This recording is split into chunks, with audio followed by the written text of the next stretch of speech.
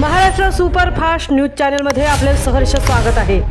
खास सत्याची धार लेखणीची महाराष्ट्रातील ताज्या आणि वेगवान बातम्या पाहण्यासाठी आपल्या हक्काचे चॅनल शेअर करा, लाईक करा आणि सबस्क्राइब करा। धन्यवाद। मच्छीमारांनो सावधान, 1 जूनपासून समुद्रात मासेमारीला बंदी। नियमांचे उल्लंघन केल्यास होणार कडक कारवाई। रायगड जिल्ह्यातील मच्छीमारांसाठी एक अत्यंत महत्त्वाची बातमी आहे।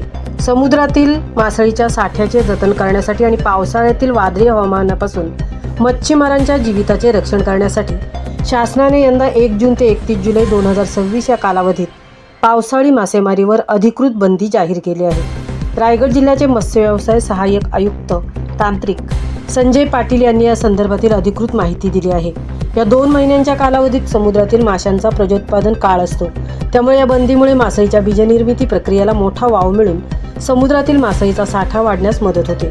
मत्स्य व्यवसाय विभागाने दिलेल्या आदेशानुसार ही पावसाळी मासेमारी बंदी सर्व प्रकारच्या यंत्रचलित आणि यांत्रिक नौकांना पूर्णपणे लागू राहील। मात्र पारंपरिक पद्धतीने मासेमारी करणाऱ्या बिगर यंत्रचलित नौकांना या बंदीतून सवलत देण्यात आली आहे। सध्या समुद्रात गेलेल्या सर्व यांत्रिक नौकांनी 31 मे 2026 पूर्वीच आपापल्या बंदरांमध्ये परतणे बंधनकारक करण्यात आले असून 1 जून किंवा त्यानंतर कोणत्याही परिस्थितीत बंदरावर मासे उतरवण्यास परवानगी दिली जाणार नाही। तसेच राज्याच्या सागरी किनाऱ्यापासून 12 सागरी मैलापर्यंतच्या क्षेत्राबाहेर खोल समुद्रात जाणाऱ्या नौकांना केंद्र शासनाचे धोरण व मार्गदर्शक सूचना लागू राहतील। या शासकीय नियमांचे काटेकोरपणे पालन करण्याचे आवाहन सर्व मच्छीमार सहकारी संस्थांना करण्यात आले आहे।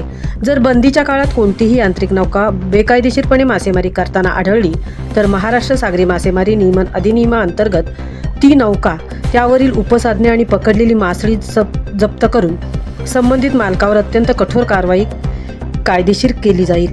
इतकेच नव्हे तर बंदीच्या काळात समुद्रात जाऊन अपघात झाल्यास अशा नौकेला शासनाकडून कोणतीही आर्थिक नुकसान भरपाई मिळणार नाही, असेही शासनाने स्पष्ट केले आहे। त्यामुळे सर्व नौका मालकांनी नियमांचे पालन करून प्रशासनाला सहकार्य करावे, असे आवाहन मत्स्य व्यवसाय विभागाकडून करण्यात आले आहे। महाराष्ट्र सुपरफास्टसाठी निलेश पुंडे, तृप्ती भोईर, अलिबाग।